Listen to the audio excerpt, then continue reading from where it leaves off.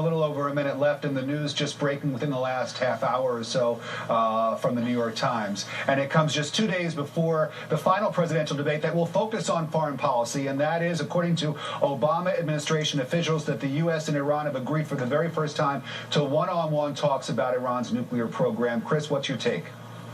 Well, I mean, I think it's a positive step. And listen, there is no American, I don't think any Democrat or Republican, who wants to go to war, period.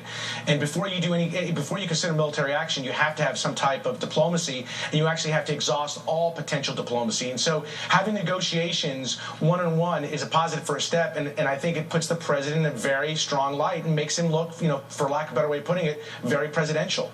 And now we're going to hear Governor Romney have to respond to this, Ron, on Monday night, and he's going to be asked, if you were president, would you agree to sit down with Iran and have one-on-one nuclear talks? Ron, if you were advising Governor Romney, what should he say to that question?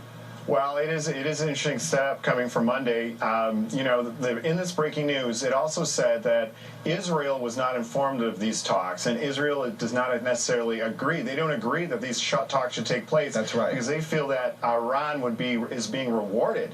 In addition to that, there's a danger here that Iran, in the past, has used talks to stall out, to drag these things out. And the fear is that this could keep the nuclear program going and growing, getting towards the nuclear weapons capability, and that this is just a stalling tactic. So Romney will have plenty of ammunition to talk about this on Monday. I mean, the state of Israel wasn't even consulted on this. But he's going to be they're going to try to pin him down to whether or not he would follow through if he were elected president with these talks. And what will he say? What should he say to that?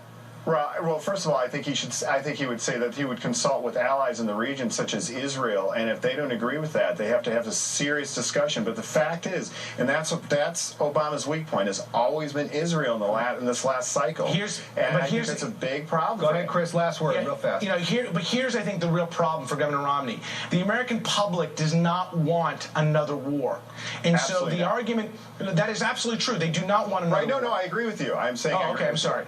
Yeah. And so in terms of negotiating a potential resolution, it's really tough to argue against negotiations and to basically suggest otherwise, that you should not negotiate. They may be a stalling tactic, it may not be a stalling tactic, but it's really tough to sit in a debate and look the American people in the eye, figuratively speaking, and say you don't want to negotiate and prevent potential conflict. That's a tough position for Governor Romney. I think it's something that Obama has to handle very gingerly and carefully, and choose the direction of where he wants to take this, because of course no one wants war, right? But at the same time, you don't want to look like you're appeasing the other side. Gentlemen, thank you so much. Chris Kofinas, Ron Bonjean, always good to talk to you.